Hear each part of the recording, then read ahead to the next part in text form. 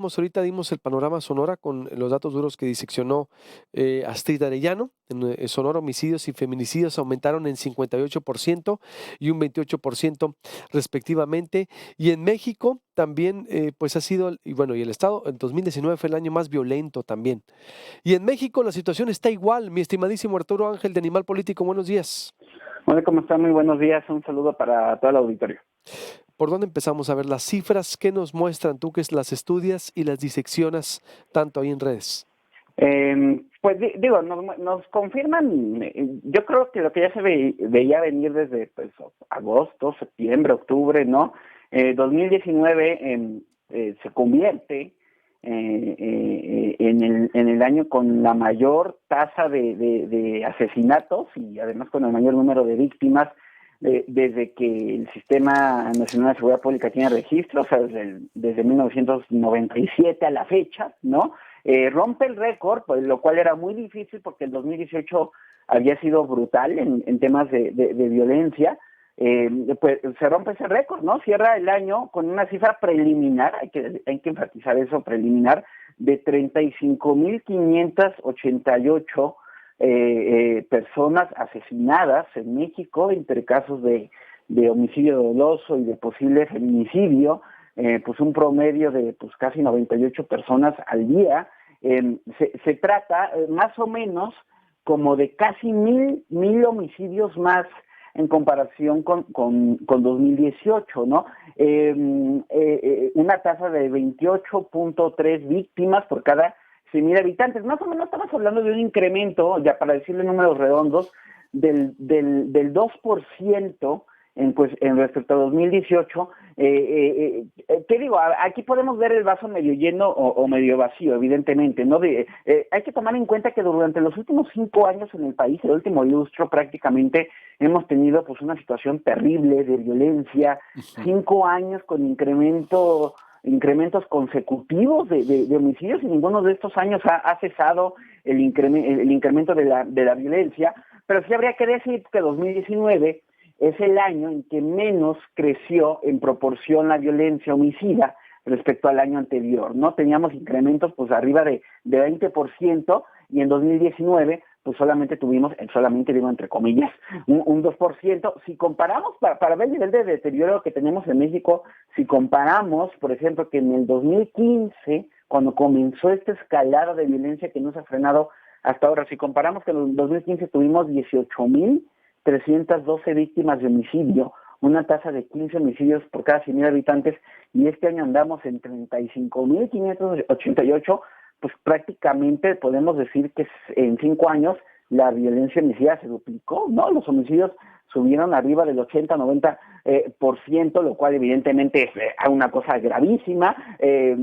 No podemos decir, evidentemente, también que se trate del año 2019, es el año en la historia de todo México más violento, pues porque para eso habría que remontarnos a épocas de la Revolución, donde el propio INEGI afirma que las tasas de homicidio eran mucho más altas que las actuales, pero sí andaremos por ahí de los 50, ¿no? Donde pues también era un país muy convulso y pues en esa situación estamos en este momento, ¿no?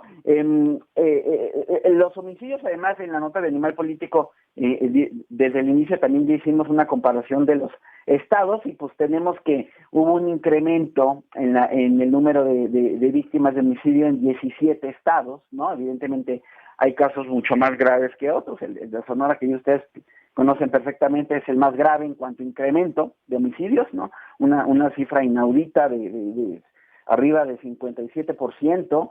Luego tenemos Hidalgo en el segundo sitio como la entidad con el mayor crecimiento de víctimas de homicidio y feminicidio en 2019 con 48%, Aguascalientes con 32%, y Morelos con un incremento del 30%. El caso de Morelos es yo te diría que es de los más graves en el país porque ha tenido un deterioro el estado de Morelos en seguridad bastante notable. No solamente Morelos es la cuarta entidad con el mayor crecimiento de homicidios el año pasado, sino además pues es la cuarta entidad también con la mayor tasa de homicidios, ¿no? Porque digo, hay estados que crecen, pero aún no alcanzan a los más violentos, digamos, pero lo de Morelos es dramático. Morelos cierra el año pasado con una tasa de 45 homicidios por cada 100,000 habitantes, insisto, ya escalando el cuarto sitio, ya superando a Guerrero, por ejemplo, ¿no? Que cerró con una tasa de 43 homicidios, en fin, bastante preocupante lo de Morelos, pero insisto, incremento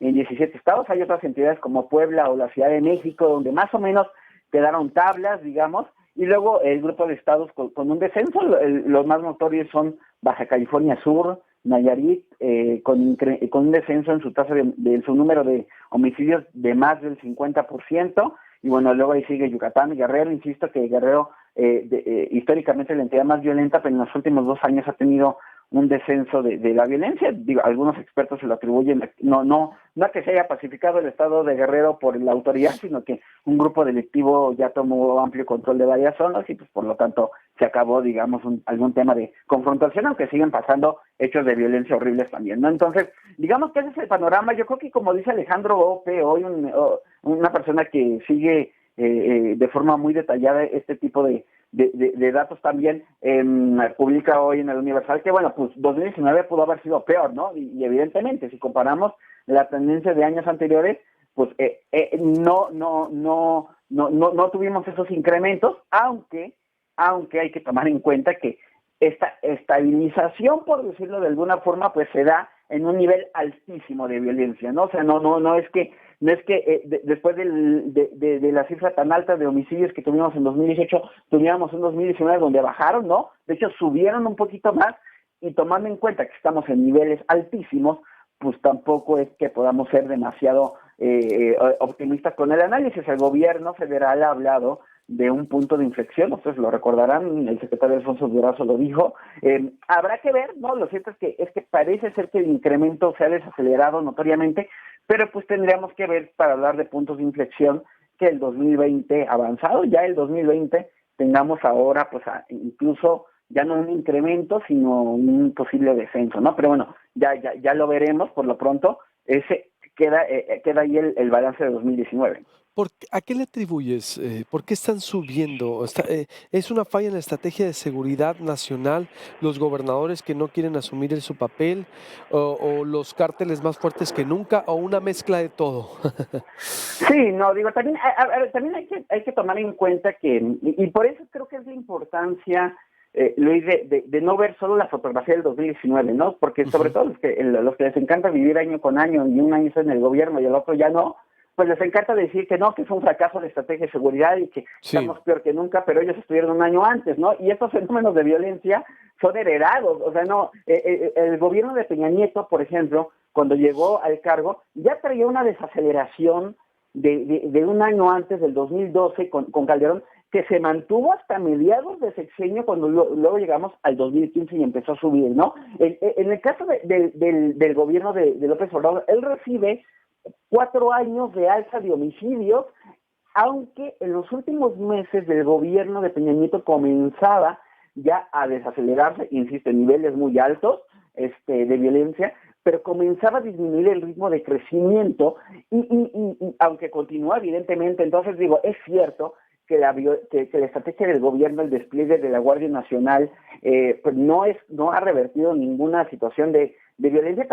También sería un poco iluso, a pesar de que luego es el propio gobierno el que cae en triunfalismos que le perjudican, pensar que por cambiarle el uniforme a un montón de policías federales a los que ahora les dicen Guardia Nacional, y por también vestir a soldados que antes ya estaban en la calle y ahora ponerlos como Guardia Nacional, pues va a cambiar. La verdad es que los problemas son mucho más estructurales y van desde las policías municipales y las policías estatales y las fiscalías y el modelo, etcétera, etcétera.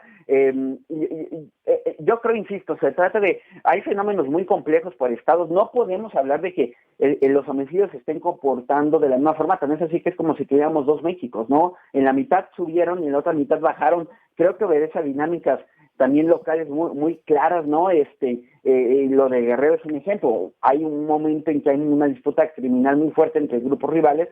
De pronto uno de ellos como que gana, decirlo, pues entre comillas, y entonces empieza a descender la violencia, ¿no? El gobierno, insisto, él dice que es estrategia, que ha impactado positivamente. No es algo que tampoco podamos descartarlo, pero la verdad es que cuando vemos la estrategia, pues habría que encontrar qué, ¿no? Porque, insisto, si hablamos de la Guardia Nacional, pues en realidad no es que eso haya significado, más allá de que ahora hay una nueva fuerza con un nuevo nombre, no es que haya significado que hay muchísimos más elementos desplegados y los que hay luego están ocupados en otras tareas y a nivel estatal y a nivel municipal, la verdad es que todavía no es que haya una gran revolución en cuanto a la forma en que se investigan los delitos. Se habla de la conformación de un nuevo modelo de Policía Nacional, pero pues sigue ahí muy en fase muy preliminar, no se aprobaron los recursos que se querían, entonces más bien depende de algunos esfuerzos que los municipios por su propia cuenta quieran adoptar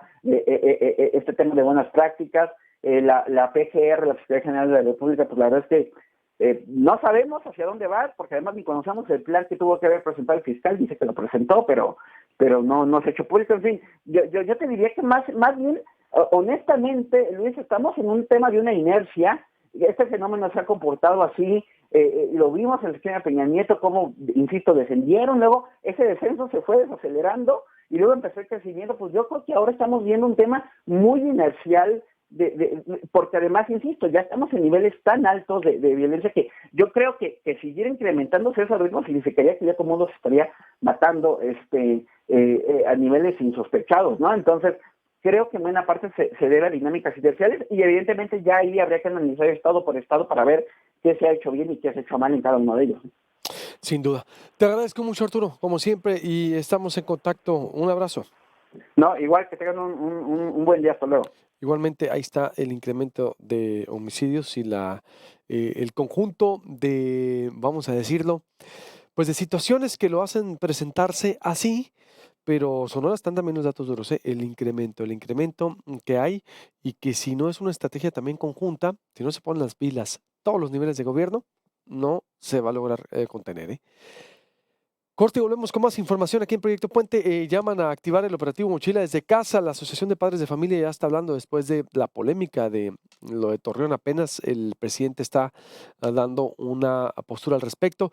Habla el presidente de la Sociedad Estatal de Padres y el presidente Andrés Manuel López Obrador. A ver, ahorita no sé si ya se acabó la mañanera para que Demian nos explique lo que dijo. Llaman a no dar dinero en las casetas, a liberarlas. La contaminación en arsénico por Hermosillo, los polvos que estamos respirando. Pata de Perro denuncia el abandono en la política animal por parte del Ayuntamiento de Hermosillo y del gobierno de Sonora. A ver, ahorita los vamos a escuchar. La Liga Mexicana del Pacífico y la violencia en los estadios, en los venados. Se fueron los venados de Mazatlán y les apedrearon los camiones. Qué mal espectáculo, ¿eh? Qué malos perdedores nos estamos viendo los sonorenses. Volvemos.